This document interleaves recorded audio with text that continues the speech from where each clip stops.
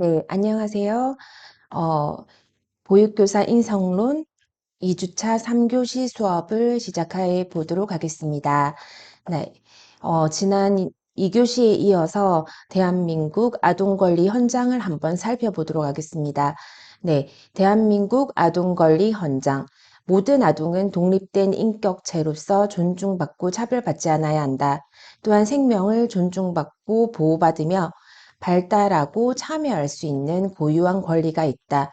부모와 사회, 국가와 지방자치단체는 아동의 이익을 최우선적으로 고려해야 하며 다음과 같은 아동의 권리를 확인하고 실현할 책임이 있다. 1번, 아동은 생명을 존중받아야 하며 부모와 가족의 보살핌을 받을 권리가 있다. 2번, 아동은 모든 형태의 학대와 방임, 폭력과 착취로부터 보호받을 권리가 있다. 3번, 아동은 출신, 성별, 언어, 종교, 사회, 경제적 배경, 학력, 연령, 장애 등의 이유로 차별받지 않을 권리가 있다. 4번, 아동은 개인적인 생활이 부당하게 공개되지 않고 보호받을 권리가 있다. 5번, 아동은 신체적, 정신적, 사회적으로 건강하게 성장하고 발달하는 데 필요한 기본적인 역량, 주거, 의료 등을 지원받을 권리가 있다. 6번, 아동은 자신이 살아가는 데 필요한 지식과 정보를 알 권리가 있다. 7번, 아동은 자유롭게 상상하고 도전하며 창의적으로 활동하고 자신의 능력과 소질에 따라 교육받을 권리가 있다. 8번, 아동은 휴식과 여가를 누리며 다양한 놀이와 오락, 문화와 예술, 활동에 자유롭고 즐겁게 참여할 권리가 있다. 9번, 아동은 자신의 생각이나 느낌을 자유롭게 표현할 수 있으며 자신에게 영향을 주는 결정에 대해 의견을 말하고 이를 존중받을 권리가 있다. 라는 것이 대한민국 아동권리 헌장입니다. 네, 아동권리 자가 체크리스트 한번 살펴보도록 하겠습니다. 표 2-6에서 나와 있죠. 최근 이제 보육교직원에 대해서 영유아가 처벌을 받거나 폭행, 폭언 등에 대한 이제 아동학대 사건이 언론에 보도가 많이 되면서 부모들이 불안감에 증폭되고 있고 이를 걱정하는 목소리가 높아지고 있죠. 그렇죠. 그래서 그뿐만 아니라 이제 어린이집 아동학대를 근절해야지 이제 훌륭한 이제 안심 보육 환경이 조성될 수 있기 때문에 아동 학대 이제 침해를 막을 수 있는 그런 것들이 체크리스트로 이제 되어 있습니다. 그래서 아동 권리에 대한 민감도를 한번 확인해 볼 때 예, 아니요로 할 수가 있겠죠. 근데 체크 항목에서 아동에게 원망적, 거부적, 적대적 또는 경멸적 언어 표현을 한 적이 있다. 아동의 인격이나 감정, 기분을 무시하거나 모욕하는 행위를 한 적이 있다. 그쵸? 아동에게 위협을 주는 언어나 행동을 한 적이 있다. 아동에게 폭력적인 장면을 노출한 적이 있다. 자나 회초리, 그리고 긴 막대 등의 도구로 아동을 위협했던 적이 있다. 화장실, 창고 등의 아무도 없는 빈 장소에 벌을 세우기 위해 아동을 가둔 적이 있다.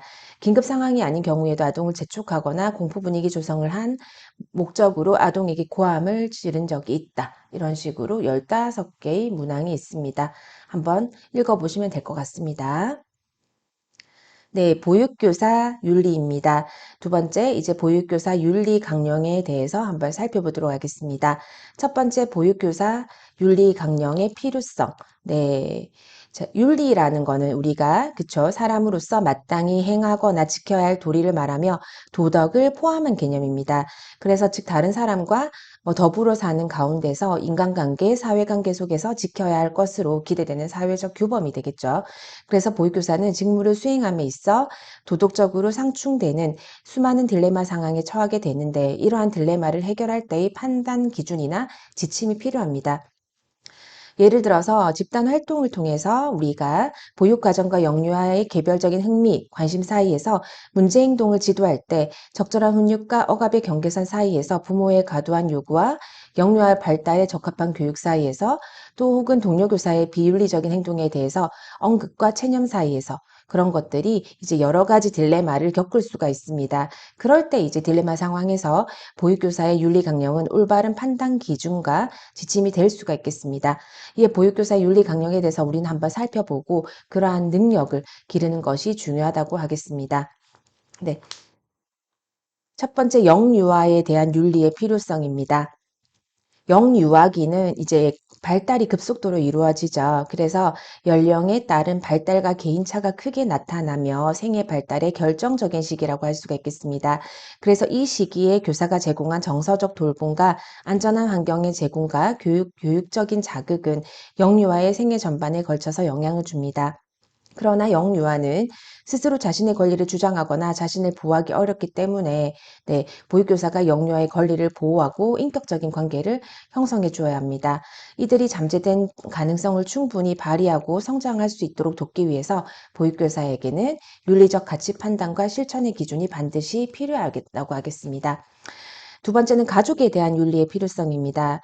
아무래도 영유아가 어린이집에서 보내는 시간이 길기 때문에 부모는 보육교사와 함께 여러 가지 상황을 함께 해결해가는 동반자로서의 역할을 해야 되겠죠. 보육교사와 부모가 좋은 관계를 형성해서 도움이 필요한 가족의 문제에 대해서도 지원을 해줄 수가 있고, 부모가 다양한 요구를 함에 있어서 예측하기 어려운 상황이 발생할 수가 있겠죠. 이럴 때도 부모, 가족과 문제 해결 과정의 딜레마를 해결할 윤리적인 기준이 필요하다는 겁니다. 네, 세 번째는 동료에 대한 윤리의 필요성입니다. 어린이집 보육교직원은 원장, 주임교사, 동료교사, 보조교사, 조리원 등 다양한 인력으로 구성되어 있습니다. 그래서 각자는 개인의 신념과 배경에 따라서 다른 교육관을 가질 수가 있고, 대부분은 업무가 분리되어 있어서 소통이 어렵고 갈등 상황에 놓일 수가 있습니다. 그래서 보육교사는 개인의 주도성이 보장되어 있는 보육 업무도 있겠지만 전체적으로 협력해야 하는 보육 업무도 있죠. 그래서 어린이집 보육교직원 간의 상호 이해와 존중에 대한 윤리적인 기준이 필요합니다.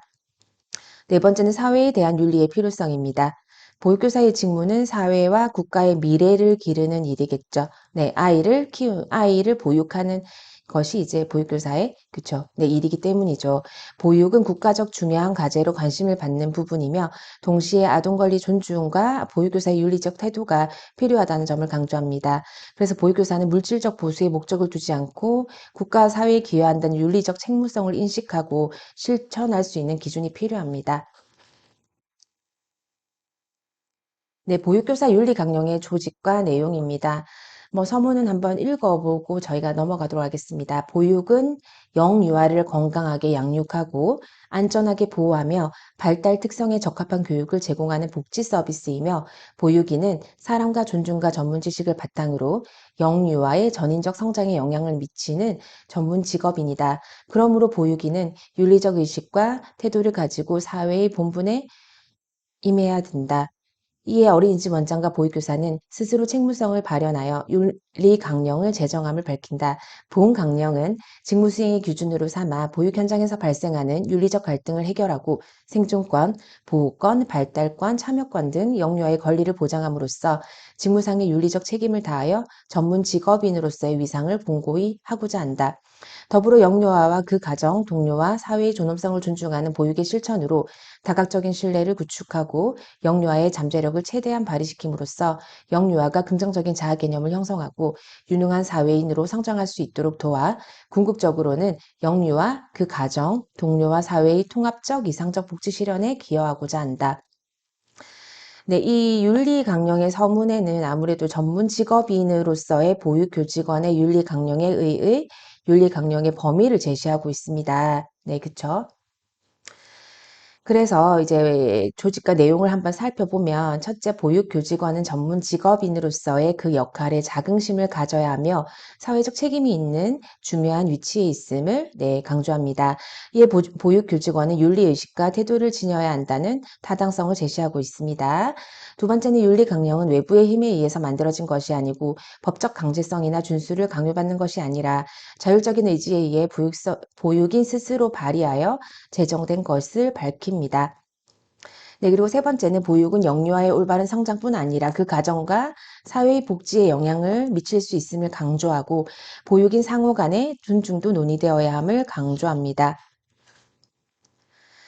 네, 우리가 제1장에 이제 영유아에 대한 윤리를 보면 아무래도 생존권, 이제 그쵸. 네, 이렇게 여러 가지로 보호권, 발달권, 참여권, 보호권이라고 이야기를 하고 있습니다. 영유아에게 생존권 같은 경우에는 충분한 영양과 휴식을 제공하며 몸과 마음이 그쵸. 건강한 사람으로 자라도록 돕는다. 보호권은 성별, 지역, 종교, 인종, 장애 등 어떠한 이유에서도 영유아를 차별하지 않고 공평한 기회를 제공한다. 3번 영유아는 다치기 쉬운 존재임을 인식하여 항상 안전하게 보호한다. 4번 영유아에 대한 정서적, 언어적, 신체적 학대를 행하지 않는다. 5번 어린이집 내외에서 영유아의 학대나 방임을 민감하게 관찰하며 필요한 경우에 아동 관련 기관, 아동 보호 전문 기관에 보고하고 조치를 취한다. 네, 그리고 이제 발달권입니다. 영유아의 인격을 존중하고 개인의 잠재력과 개성을 인정한다. 개별적 상호작용 속에서 영유아의 요구를 수용하기 위해서 노력한다. 영유아의 사회, 정서, 인지, 신체 발달을 통합적으로 지원하는 보육 프로그램을 실시한다. 특별한 도움을 필요로 하는 경우 전문가와 협력하여 영유아 입장에서 최선의 대안을 찾는다. 그리고 참여권은 보육활동을 계획, 실행, 평가하는 모든 과정에서 영유아의 흥미와 의사를 반영한다. 보호권은 영유아의 개인적인 기록과 정보에 대해서 비밀을 보장한다라는 것입니다. 네, 제2장 가정에 대한 윤리입니다. 첫 번째는 상호 신뢰를 바탕으로 영유아의 가정과 동반자적 관계를 유지한다. 그쵸? 각 가정의 양육 가치와 의사결정을 존중한다. 경제적 수준, 가족 형태, 지역, 문화, 관습, 종교, 언어 등에 대해서 어떤 영유아 가정을 차별 대우하지 않는다. 그리고 이제 보육활동 및 발달 상황에 관한 정보를 정확하게 제공하고 영유아에 대한 가정의 이해를 돕는다는 거죠. 네, 다문화, 심신장애 등으로 의사소통에 도움이 필요한 경우에는 문제 해결할 최선의 방법을 도모한다. 네, 시설 운영 전반에 관한 정보를 공개해서 영유아 가정의 알 권리를 응한다. 보육 프로그램과 주요 의사결정에 대해서 영유아의 가정이 참여하도록 한다. 7번 이제 영유아의 가정의 복리 증진을 돕는다. 영유아 가정의 사생활을 보호하고 익명성을 보장한다라고 가정에 대한 윤리가 이 장에 나와 있습니다. 이제 세 번째는 동료에 대한 윤리입니다. 어린이집과 이제 어린이집 원장과 보육교사로 나눌 수가 있겠고요. 이것도 어린이집 근무하는 근무자 사이에서 지켜야 할 윤리를 말을 하는 거겠죠. 그래서 최상의 보육 서비스에 필요한 인적 물적 환경의 조성 및 유지를 위해서 노력한다. 보육교사를 신뢰하고 존중하며 전문성과 자율성을 인정한다. 성별, 학연, 지연, 인종, 종교 등에 따라서 보육교사를 차별하지 않는다. 업무 관련 의사결정이 필요한 경우 보육교사 의견 개진 기회를 보장한다. 보육교사에게 지속적인 재교육 등 전문적 역량 제고의 기회를 부여한다. 보육교사에게 적정 수준의 보상 등을 안정적으로 제공하여 복지 증진에 힘쓴다. 보육교사 개인의 기록과 정보에 대한 비밀을 보장한다. 보육교사입니다. 존중과 신뢰를 바탕으로 협력하며 서로의 전문성과 자율성을 인정한다. 네, 상호 간 역량 개발과 복지 증진에 부합하는 근무 환경이 되도록 힘쓴다. 원장 및 동료와 영유아 보육에 대한 신념을 공유한다. 보육교사로서의 전문성 향상을 위해서 스스로 노력한다. 어린이집 내에서 영유아 및 보육교사의 인권과 복지를 위협하는 비윤리적 사태가 발생한 경우에는 법률 규정이나 윤리 기준에 따라서 조치를 취한다. 네, 동료에 대한 윤리입니다. 4장은 사회에 대한 윤리입니다. 공보육에 대한 책임을 인식하고 항상 질 좋은 보육 서비스를 제공한다. 그리고 영유아의 안전을 위협하는 환경이나 정책이 발견될 시 관계기관과 협의하여 개선한다. 공적 책임이 있는 것. 그쵸. 공적 책임이 있는 기관으로서의 재정적 투명성을 유지하고 부정한 방법으로 사적 이익을 취하지 않는다. 영유아의 권익 보호를 위해 관련 정책 결정 및 법률 제정에 적극 참여하며 사회적으로 이를 널리 알리는 데 앞장선다. 지역사회 실정에 맞는 기관의 책임과 역할을 인지하고 실천하고자 노력한다. 네, 보육인의 윤리 선언입니다. 나는 영유아의 건강한 발달과 성장을 지원하는 보육인으로서 직무상의 윤리적인 책임을 다하여 다음 사항을 지킬 것을 다짐합니다. 나는 내가 영유아에게 지대한 영향을 미치는 존재임을 잊지 않으며 항상 스스로의 말과 행동에 신중을 기합니다. 나는 영유아의 인격과 권리를 존중하며 어떠한 경우에도 영유아에게 해가 되는 일을 하지 않습니다. 나는 영유아의 가정의 다양성을 이해하고 존중하며 상호 신뢰하는 동반자적 관계를 유지합니다. 나는 동료를 존중하고 지지하며 서로 협력하여 최상의 보육 서비스를 제공하기 위해서 노력합니다. 나는 보육의 사회적 책임과 역할을 인식하고 영유아의 권익과 복지를 위한 활동에 앞장섭니다. 나는 어린이집 원장, 교사 윤리 강령을 직무 수행의 도덕적 기준으로 삼아 진심을 다해서 충실히 이행할 것을 약속합니다. 네, 이것은 이제 중앙보육지원센터에 보시면 나와 있습니다. 보육교사의 윤리 강령, 다양한 딜레마 상황과 윤리 강령 적응에 대한 부분입니다. 이 부분에 대해서도 이제 우리가 보육교사의 윤리 강령 같은 경우에는 보육 현장에서 딜레마 상황에 부딪혔을 때 그 문제를 해결하는 데 도움을 줍니다. 보육 현장 사례에서는 여러 입장이 모두 정당하다고 볼 수 있는 딜레마 상황이 있을 수가 있어서 한 가지 입장을 선택하기가 어려울 수가 있습니다. 그래서 이러한 이유에서 보육교사는 어떤 판단을 내리고 행동할 것인가에 대한 기준을 세우고 윤리 강령에 따른 현장 사례 분석을 통해서 전문가로서의 자질을 향상시킬 필요가 있습니다. 현장을 한번 살펴보고 이제 어떻게 해야 되는지를 한번 이야기해 보겠습니다. 유아와의 관계에서는 공정성 대 개인을 존중하는 영역이 있을 수가 있고, 가정과의 관계에서는 진실성 대 조화, 동료와의 관계에서는 수능 대 용기, 지역사회와의 관계에서는 성실 대 인내로 이야기를 할 수가 있겠죠. 네, 기본적인 배경 분석하기, 사건이 발생한 시간과 장소 관련된 인물과 특성을 분석합니다. 두 번째는 현장 사례에 포함된 문제를 찾아내는 것, 가장 핵심이 되는 이슈, 교수학습이 일어나고 있는 교실의 상황, 교수 활동의 목표, 집단 구성, 영유아의 특성 찾기, 현장 사례를 더욱 자세하게 이해하기 위해서 필요한 정보 등을 찾기, 현장 사례에 포함된 모든 사람의 관점에서 생각해 보기. 그쵸?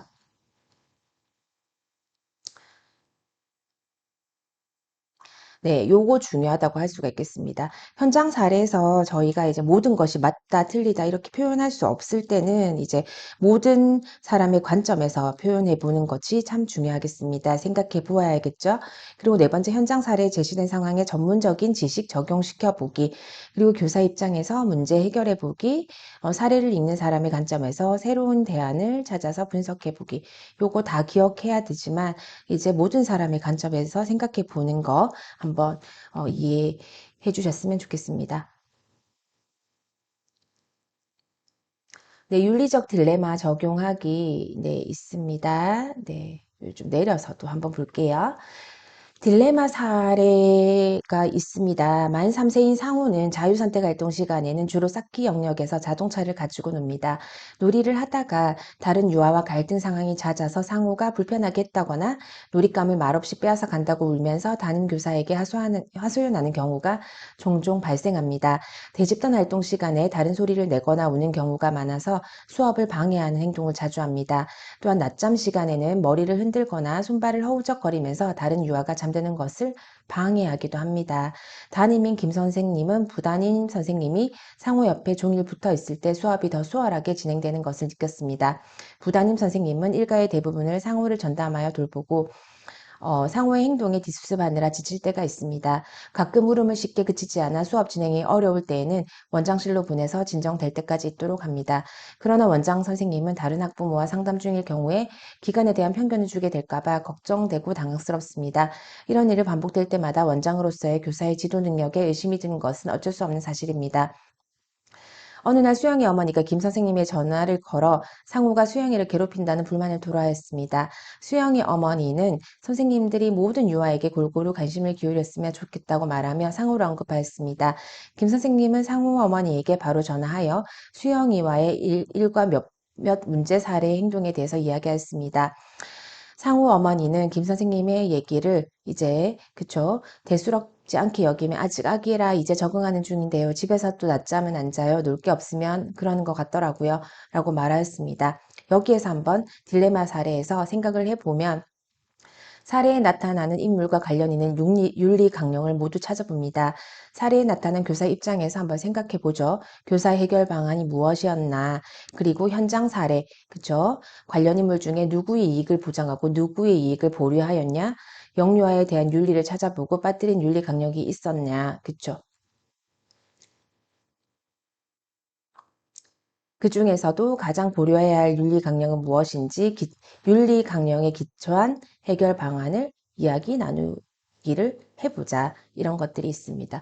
좀 많이 행해지는 이야기이긴 합니다. 이제 그래서 어떤 한 아이가 문제 성향이 있다고 생각하고 그 아이 때문에 선생님께서 그쵸? 한 명이 전담해서 그 아이를 케어하는 경우가 있고 또 그 아이와 이제 또 다른 아이가 트러블이 생겼을 때 그쵸? 그 아이의 부모에게 트러블을 일으킨 부모에게 지금 여기서는 상호죠. 상호의 어머니에게 전화를 해서 이야기를 했을 때 상호 어머니는 또 원래 뭐 다 그렇다 원래 그런 거 아니냐 이렇게 이야기를 하니까 이제 이 딜레마 사례에서는 어떤 윤리 강령을 이렇게 적용을 해야 되는지를 한번 생각해 보고 인물과 관련 있는 그쵸 사례에 나타난 그런 것들에 대해서 영유아에 대한 윤리를 찾아보고 혹시라도 빠뜨린 윤리 강령이 있는지 생각해 보고 이제 기초한 윤리 강령에 기초한 해결 방안에 대해서 이야기를 나누는 것들이 필요하다고 하겠습니다.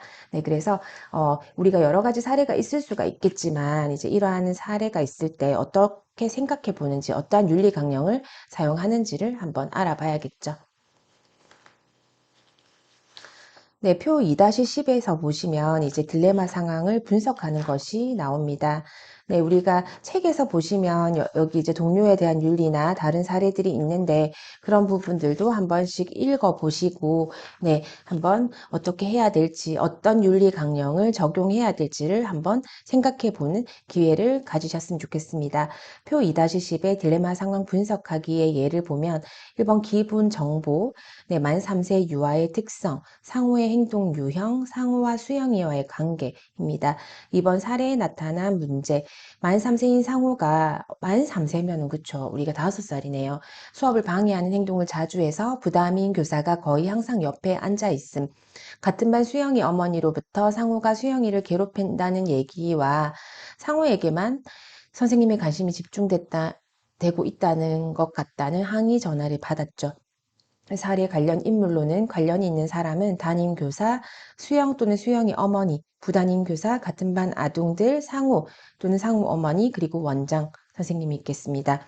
인물별 관점에서는 네, 담임교사는 전체 수업을 원활하게 진행하기 위해서 수업을 방해하는 상호를 부담임이 일단 맡아주기를 바랬고요. 상호에게는 집단 활동보다는 이제 개별 지도가 더 필요하다고 생각을 했죠. 그리고 부담임 교사는 온종일 상호를 맡아 있느라 그죠. 다른 유아와 상호작용하거나 수업을 같이 한다고 보기는 어렵고요. 상호의 행동을 일일이 반응하고 뒷수습하느라 지칠 때가 많습니다.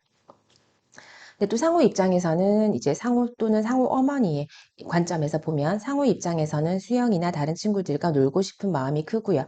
집단 생활에 적응하는 과정에 있다고 생각을 하고 있습니다. 그리고 만 3세 유아의 일반적인 특징이라고 생각하고 수업이 지루하거나 낮잠 자는 것이 싫어서 하는 행동이라고 이야기를 하고 있습니다. 그리고 수영이나 수영이 어머니의 입장입니다. 수영이 입장에서는 상호가 놀잇감을 마음대로 가지고 놀고 싶기 때문에 즐겁게 놀이할 수 없어서 불편하고 속상하다는 입장이고 수영이로부터 상호가 괴롭힌다는 이야기를 듣고 매우 엄마가 속상해하죠. 그리고 선생님들이 상호만 신경 쓰느라 이제 다른 아이들한테 소홀히 할까봐 걱정된다고 하는 입장입니다. 같은 반 아동들은 선생님이 상호 옆에만 있어서 셈이 날 거고요. 상호가 놀이, 대집단 활동, 낮잠 등을 방해해서 불편합니다. 그리고 상호만 낮잠을 자지 않는 것이 또 부러울 때도 있겠죠.